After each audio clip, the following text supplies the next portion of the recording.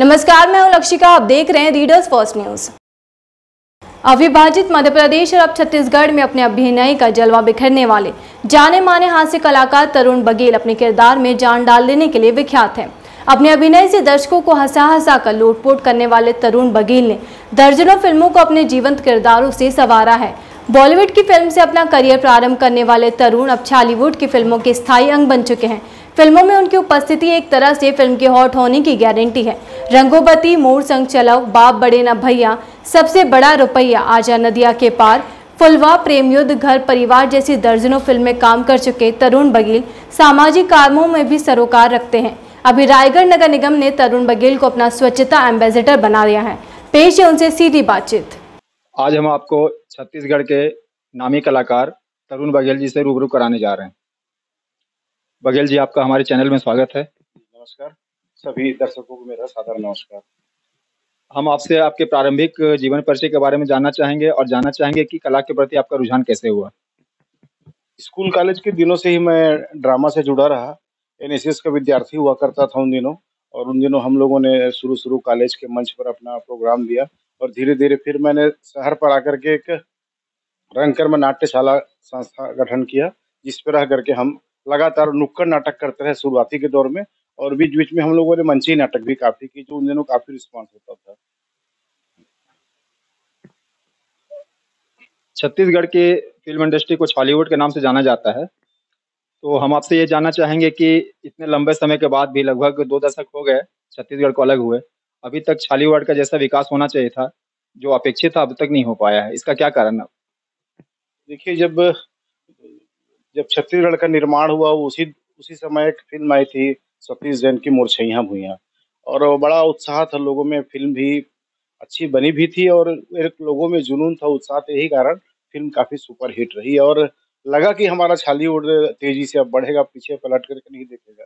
लेकिन शुरुआती दौर में एक दो फिल्में ही ठीक आ पाई। उसके बाद हुआ क्या कि हम थोड़ा सा बॉलीवुड फिल्मों के नकल के चलते हम लोगों ने पीछे हो गए, थोड़ा सा अपने कला संस्कृति चीज को छोड़ते चले गए, और यही कारण है कि फिल्में हमारी नहीं चल पाई। लेकिन धीरे धीरे अब समय आ रहा है, फिर से हम अपनी मौलिक चीजों को लेकर के चल रहे हैं साथ में। और अभी एक फिल्म आई है, हमारे यहाँ के अच्छे सीनियर डायरेक्टर हैं मनोज वर्मा जी, उनकी फिल्म आई है भूलन दमेज। उन्होंने उस फिल्म में कला संस्कृति को बड़े बेहतर ढंग से, और यहाँ के छत्तीसगढ़ के मौजूदा परिस्थितियों को बेहतर ढंग से दिखाया है, और फिल्म ने राष्ट्रीय स्तर पे अवार्ड हासिल किया है। तो ये बताने का मतलब ये है कि अब हमारी फिल्में धीरे धीरे अच्छी होती जा रही हैं, और आने वाले समय में हम अच्छी फिल्म दे पाएंगे, और बॉलीवुड के समकक्ष लोगों की उम्मीदों पर खरा उतर पाएंगे। तो आप ये कहना चाह रहे हैं कि अब छॉलीवुड में स्कोप बढ़ गया है कलाकारों के लिए? अभी जो मौजूदा सरकार है, वो मौजूदा सरकार पिछली सरकार की तुलना में ज़्यादा बेहतर ढंग से फ़िल्मों के विकास के प्रति काम कर रही है।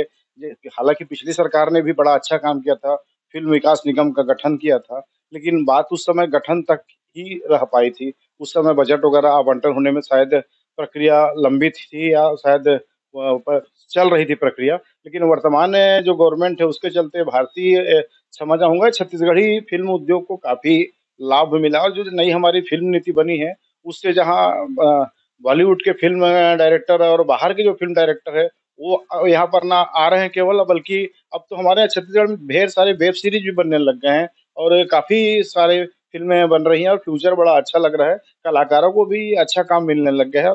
ये सब देखते हुए लगता है कि ये आने वाला कल छत्तीसगढ़ के लिए और छत्तीसगढ़ के कलाकारों के लिए बहुत बेहतर है, जिसमें वे अपने प्रतिभा का प्रदर्शन कर पाएँगे, और यहाँ की फ़िल्में भी राष्ट्रीय स्तर पर अपनी एक पहचान बना पाएँगी। रायगढ़ को कला और संस्कार की धानी भी बोला जाता है, लेकिन यह देखने में आया है कि अभी तक इस नाम के अनुरूप यहाँ पर कला का कोई विकास नहीं हो पाया है। यहाँ तक कि सरकार की तरफ से कोई अभी तक एक कला केंद्र भी नहीं खोला गया है, या किसी तरह का संगीत विद्यालय भी नहीं खोला गया है। तो इस संबंध में आप क्या कहना चाहेंगे?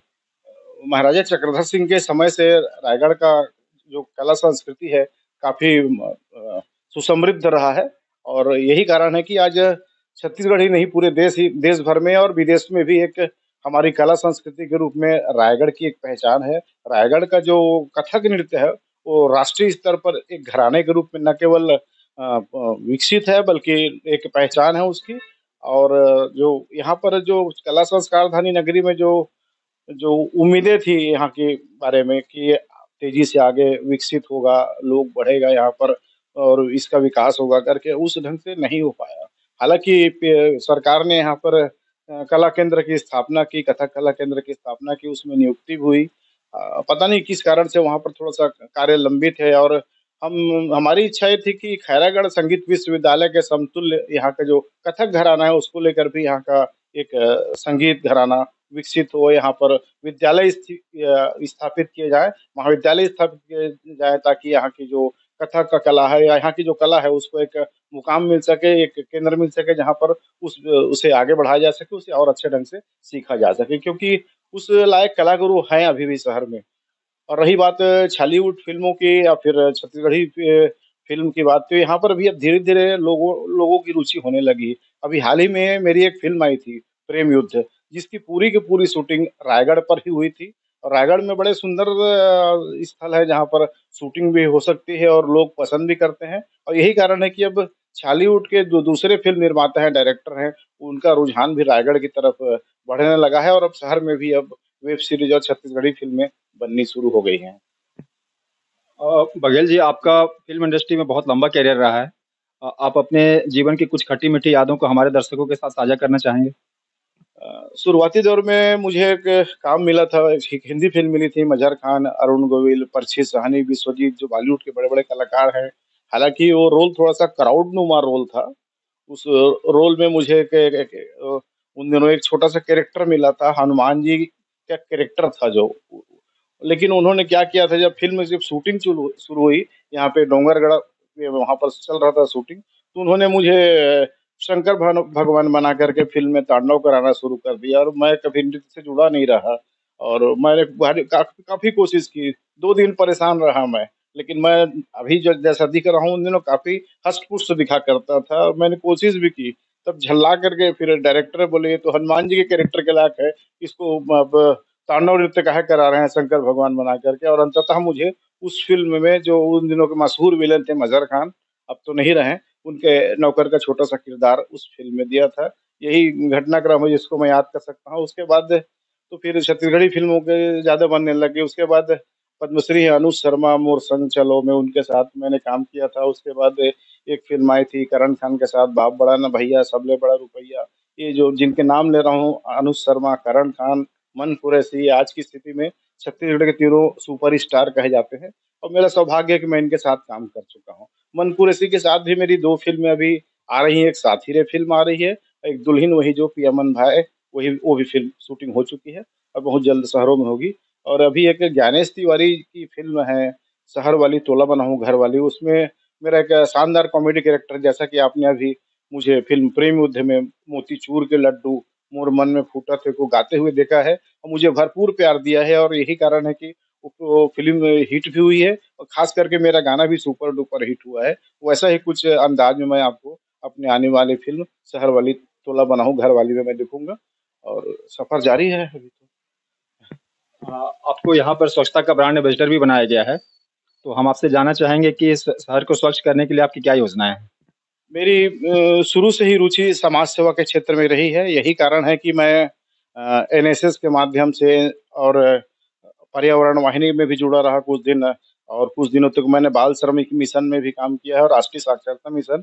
ये इन सब क्षेत्रों में जाकर के मैं हमेशा समाज सेवा के क्षेत्र में काम करते रहा हूँ और अभी वर्तमान में मैं जेएसपीएल फाउंडेशन में भी सामाजिक क्षेत्र में ही अपनी सेवा दे रहा हूँ। और इसी को देखते हुए मुझे एक ज़िम्मेदारी दी गई है शहर के ब्रांड एम्बेसडर के रूप में नगर निगम की तरफ से और मेरा मानना है कि हम आने वाले समय में और वर्तमान में भी रायगढ़ हालाँकि पिछले 5 साल पहले का रायगढ़ देखेंगे और अभी का रायगढ़ देखेंगे, तो आपको काफ़ी अंतर मिलेगा। अब काफ़ी स्वच्छता शहर में आ गई है। आप देखेंगे कि जब वो जो आती हैं स्वच्छता दीदी हमारी रिक्शा लेकर के, तो वो बिना किसी जद्दोजहद के लोग निकलते हैं और कचरा एक सूखा कचरा होता है उसको हरे डिब्बे में डालते हैं, गीला कचरा होता है उसको हरे डिब्बे में डालते हैं, सूखा कचरा होता है नीला डिब्बा में डालते हैं। बिना बताए लोगों में अवेयरनेस आ गया है। आप देखते होंगे सड़कों पर भी अभी ज़्यादा पहले के समान कचरा नहीं दिखता।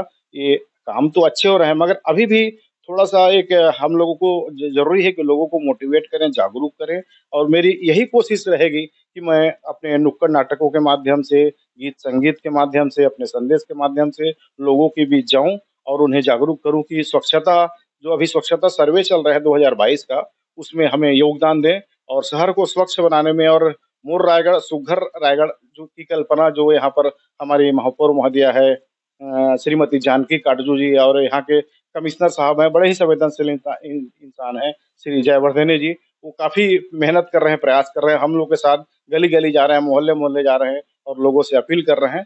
तो मैं शहर वासियों से भी यही कहूंगा कि मोर रायगढ़ सुघ्घर रायगढ़ उसकी परिकल्पना को सार्थक बनाने में हमारी मदद करें और हमारे साथ में आए। और यह साथ रहा तो निश्चित रूप से हम स्वच्छता सर्वे 2022 में एक अवार्ड फिर से राष्ट्रीय स्तर से जीतकर शहर में ला सकेंगे। बघेल जी, आप एक काफी वरिष्ठ कलाकार हैं, तो हम आपसे ये उम्मीद रखते हैं कि आप नए कलाकारों को कुछ संदेश देंगे। अ, नए कलाकारों का भविष्य बेहतर है, बहुत अच्छा है। हम लोगों के समय तो काफ़ी स्ट्रगल था, बहुत दिक्कत होता था। यहाँ से लेकर के रायपुर दौड़ लगाना पड़ता था, राजनांदगांव जाना पड़ता था, उन दिनों भोपाल भी जाना पड़ता था। लेकिन अभी अब क्या है कि सारी चीज़ें आपकी घर आँगन में आ गई है, सारी चीज़ें ऑनलाइन हो गई हैं। फ़िल्म पे कहीं भी बनते हैं तो ऑडिशन होते हैं, तो उसके भी आप घर बैठे ऑनलाइन ऑडिशन दे सकते हैं। तो मैं अपने जो नए साथी हैं, जो रंगकर्म हो या फिर फ़िल्म के क्षेत्र में जुड़े हैं इनसे और आगे आना चाहते हैं इस फ़ील्ड में, तो उनसे कहूँगा कि अपनी कोशिश पूरी ईमानदारी से जारी रखें और थोड़ा-सा आजकल के समय के हिसाब से तकनीकी रूप से सक्षम रहें। कहने का आशय है कि सोशल मीडिया पर भी नज़र बनाए रखें, क्योंकि कई सारी आप जो इस चीज़ें में जानकारी है हमको सोशल मीडिया से ही मिलती है। और खुल करके आप अपनी कला का प्रदर्शन करें, सामने आएँ, अपना जो उत्साह है, अपना जो जुनून है उसे ज़िंदा रखें और ज़िंदगी को जिए, मज़ा करें। और एक एक गुज़ारिश ये है कि फ़िल्म के नाम पर कहीं भी कोई आपसे किसी किसी भी प्रकार के फ़ीस माँगता है, तो उनसे परहेज़ करें। आप मान के चलें कि यदि कोई फ़ीस माँग रहा है, तो वो आपको कहीं न कहीं वो आपके साथ छल कर रहा है, क्योंकि जो भी आपको काम देगा, वो आपको पारिश्रमिक ही देगा। और आप सभी को शुभकामनाएँ, बेहतर है, बढ़िया ढंग से आगे बढ़ें और अच्छा काम करें और अपने परिवार के साथ-साथ अपने शहर और समाज का भी नाम रोशन करें। हमें अपना अमूल्य समय देने के लिए आपका बहुत-बहुत धन्यवाद। धन्यवाद आप सभी का, जिन्होंने मुझे यहाँ पर बुलाया और मेरे दर्शकों से मुझे बात करने का मौका दिया। बहुत-बहुत धन्यवाद। जय जोहार।